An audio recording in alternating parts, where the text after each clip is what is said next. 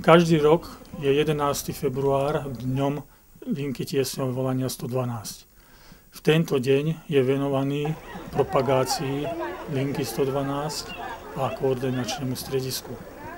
Obvodný úrad Nitra už 3. rok organizuje podobnú akciu s tým, že vždy vytipujeme jednu základnú školu, približne okolo 42 žiakov, ktorí sa zúčastia na tejto propagácii linky tiesňového volania a zároveň si pozrú aj koordinačné stredisko a taktiež máme pre nich pripravenú ukážku jednotlivých zásahových vozidiel Hasičského záchranného zboru, policajného zboru, poskytovateľov záchrannej zdravotnej služby a kontrolného chemického laboratória.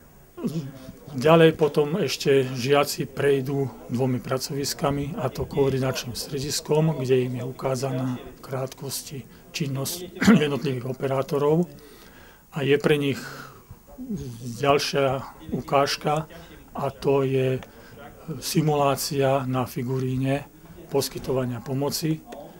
A ešte ďalej je ešte jedna simulácia s tým, že žiak zavolá na operačné stredisko, že našiel ležiacu osobu a operátor cez telefón ho naviguje, čo všetko má vykonať predtým, ako príde tá záchranná zložka.